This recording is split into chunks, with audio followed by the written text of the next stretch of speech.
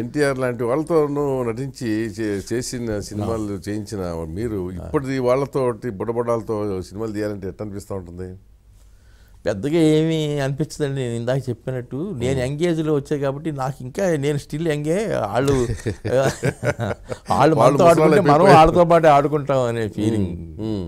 పెద్ద నాకేమి డిఫరెన్స్ అనిపించదు కానీ బట్ కొన్ని we have to leave certain. ఇప్పుడు మన పిల్లలు కూడా పెద్దవాళ్ళు అయిపోయారు కదా. మన పిల్లలు కొన్ని ఏం కోరుకుంటారో అట్లాగే వాళ్ళలో కూడా కొన్ని ఉంటాయి. అందుకని నేను అదొరట్లాగా ఎగిరి దూకి పడిపోయి సంవత్సరానికి వాళ్ళతో వీళ్ళతో 3 సినిమాలు తీయాలని అనుకోవట్లేదు. హ్యాపీగా ఉన్నాను. బట్ సమ్వేర్ నేను కూడా ఎక్కడో అంటే ఎస్ట్రాలజీ మీద గట్టిగా నమ్మకంతో అయితే నేను వెళ్ళను. బట్ ఎస్ట్రాలజీకి కూడా నేను రెస్పెక్ట్ ఇచ్చాను ఒక విషయంలో. ఓకే, ఎట్లా? మా ఫాదర్కి ఒక ఫ్రెండ్ ఉండేవారు, అంటే రామకృష్ణ సిద్ధాంత్ గారిని. ఆయన మంచి బిజినెస్ మ్యాన్. మా పక్కన ఆయనకి పెద్ద పెద్ద ఫ్యాక్టరీస్ షాపులు ఉండే విజయవాడ. ఆయనకి బాగా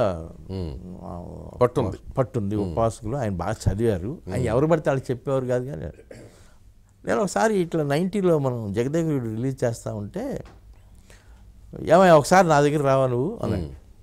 ఏప్రిల్ ఫస్ట్ వీక్లో విజయవాడ వెళ్తే నువ్వు రా ఒకసారి అని వెళ్ళాను.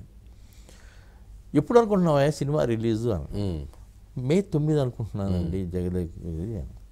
మే 9 అబ్బో తుఫాన్ వస్తాయా? భయంకరమైన తుఫాన్ వస్తుంది. కానీ తుఫాన్ మించిన డబ్బులు వస్తాయ్యా, రిలీజ్ చెయ్యి. ఆ రోజు మిస్ అవ్వమాక, బట్ రిలీజ్ చేసిన తర్వాత ఒకసారి నాకు కనపడవా? అలాగేనండి అన్న. ఏదో చెప్పారులే ఆయన, మేలో తుఫాన్ రావటం ఏంటి అని వచ్చేసాను. నిజంగా తుఫాన్ వచ్చిందండి. తుఫాన్కి మించి డబ్బు వచ్చింది. అవును. తర్వాత ఎప్పుడో 1.5-2 నెలల తర్వాత వెళ్ళాను. వెళ్తే అన్నారు, ఏమయ్యా నువ్వేం చేస్తావంటే 100 రూపాయలు రోజుకి బ్యాంకుకి పంపించి రూపాయి నోట్లు తెప్పించు, పొద్దుటి నుంచి సాయంత్రం వరకు చించుతా కూర్చో, ఒక సంవత్సరం చించవయ్యా, అది నీకు తక్కువ నష్టం. నువ్వు ఏమైనా వ్యాపారం చేసి దానికంటే చాలా ఎక్కువ నష్టం వస్తుంది అన్నాడు. మొన్న బాగానే చెప్పాడు కానీ ఇప్పుడు ఇలా చెప్పాడండి. ఏ వ్యాపారం చేయకుండా ఎక్కడ కూర్చుంటాం, ఏదో నష్టం వస్తుందని. ఇప్పుడు వర్షం వస్తుందని చేస్తే గొడుగు పట్టుకుంటాం కానీ టూ మచ్ ఆడుకుని. ఆ తర్వాత నిజంగానే ఆయన చెప్పినట్టుగా కొద్ది రోజులకి రామారావు గారి సినిమా రిలీజ్ చేస్తున్నాను, బ్రహ్మర్షి విశ్వామిత్ర. నేను ఆయనతో అభిమానంతో వెళ్ళి ఆ బ్రహ్మర్షి విశ్వామిత్ర కొన్నా. టోటల్ ప్రింట్ కాస్ట్ రాలేదు. అవును, భయంకరమైన లాస్ ఆ సినిమా. అక్కడి నుంచి మొదలయ్యి తర్వాత నాకు అసమేధం గోవింద వరుస పెట్టి ఫట అన్ని డౌన్. సరే మళ్ళీ వెళ్ళాను. ఏంటండి మీరు చెప్పినట్టుగా, అంటే నేను చెప్పాను కదయా నువ్వు చెయ్యొద్దని, చేయకుండా ఎట్లా ఉంటామండి. లేదు ఇప్పుడు మందు బాగుంటుంది. అప్పుడు నేను ఏదో చిన్న సినిమా చేద్దాము, చిరంజీవి గారికి ఇంకా టైం పట్టేటట్టుందిలే అని చెప్పి నేను జస్ట్ 30 కోట్లు పోయిందా 3 సినిమాలు? పోయి ఉంటుందండి డెఫినెట్గా.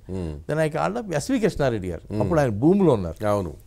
ఆయన ఫోన్ చేశాను. ఊరిని అన్నపూర్ణ స్టూడియోస్ పక్కన ఆఫీస్ ఉండేది. ఫోన్ చేసి కృష్ణారెడ్డి గారు ఒకసారి కలవాలని. అయ్యా ఇక్కడే ఉన్నాను సార్ షూటింగ్లో, నేను వెళ్తే మీ దగ్గరికి వచ్చి వెళ్తాను అని వచ్చారు సార్. సార్ వెంటనే సినిమా మొదలు పెడదాం సార్, నెక్స్ట్ ఇంకొక చిన్న సినిమా అయిపోద్ది, అవగానే మొదలు పెడదాం, పలానా చోట పలానా స్టోరీ ఉంది కొనుక్కురండి అని. అప్పుడు శుభలగ్నం. ఓకే. ఇంకా శుభలగ్నం తర్వాత మళ్ళీ అందుకుంది సార్. మళ్ళీ ఇప్పుడు తిరిగి చూడలేదు. అందుకని నేను కొద్దిగా దానికి రెస్పెక్ట్ ఇచ్చామండి. ఎలక్షన్స్లో నుంచుంటున్నాను ఎలాంటి ఏమి ఆయనకి నేను ఎప్పుడు వెళ్ళి చెప్పలేదు. కానీ ఇట్లా మొన్న 2004 ఎలక్షన్స్ అయిపోయిన తర్వాత 9లో ఒకసారి మళ్ళీ ఆయన హెల్త్ బాగాలేదంటే విజయవాడలో చాలా సంవత్సరాలు అయింది చూసి అని చెప్పి వెళ్ళాను. వెళితే మళ్ళా సేమ్ ఇదే చెప్పారు, ఏమయ్యా నీకు సెప్టెంబర్ నుంచి ఏలినాటి శని స్టార్ట్ అవుతుంది, నాన్నగారు ధర్మరాజు గారు కూడా కాలం చేస్తారు 3-4 నెలల్లో, ఒక 6-7 ఏళ్ళు జాగ్రత్తగా ఉండవా, 2017 వరకు నెమ్మదిగా ఇళ్ళు, సినిమాగా ఏం తీయొద్దులే, 17 జనవరి నుంచి మొదలుపెట్టు, మళ్ళీ వెనక్కి తిరిగి చూడవు నువ్వు అని చెప్పి సరే వచ్చేసానని. కరెక్ట్గా 3 నెలల్లో ఫాదర్ పోయారు.